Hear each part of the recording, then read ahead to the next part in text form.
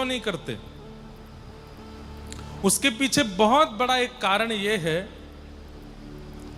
कि एकादशी पर अन्न सेवन करने के लिए मना किया है, लेकिन महाप्रभु जगन्नाथ की रसोई घर में कोई और नहीं, स्वयं महालक्ष्मी विराजमान है, और उनके सामने जैसे ही अन्न आता है और उस अन्न का स्पर्श महालक्ष्मी कर देती हैं तो वो महाप्रसाद बन जाता है, और उस महाप्रसाद में अन्न का दोष नहीं रहता।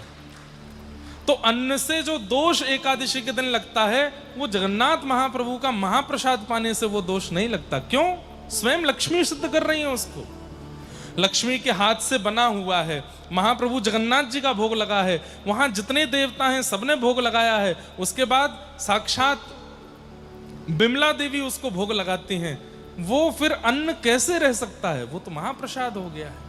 इसलिए जगन्नाथपुरी में एकादशी के दिन होटल पे नहीं खा सकते, आप बाहर नहीं खा सकते तो पाप लगेगा, मंदिर का महाप्रसाद पा सकते हैं।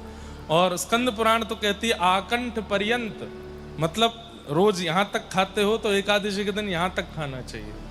क्यों? जगन्नाथ महाप्रभु का वह प्रसाद पाने से एकादशी के दिन और मंगल होता है और आनंद होता है। आप जब महाप्रसाद लेते हैं ना, पहले उसको प्रणाम किया कीजिए, और हो सके तो उतने कण गिनिए, सोचो इतने गोविंद हैं और वे सब गोविंद हमारे भीतर जा रहे हैं, भीतर जाकर के व्यवस्थित हो जाएंगे।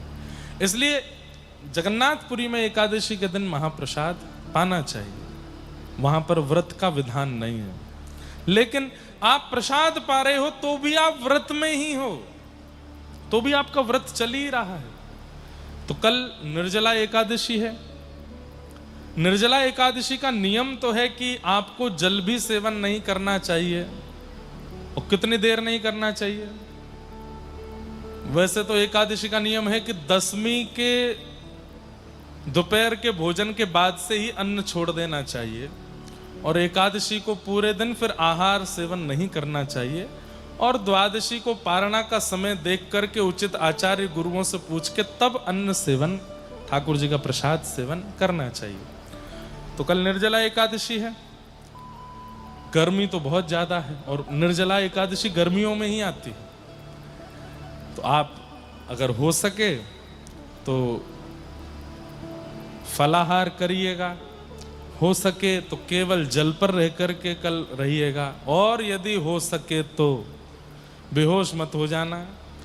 बिना जल के करो तो कल का जो दिन है वो बहुत उचित है। हम लोग तो विचार कर रहे थे कल निर्जला करें,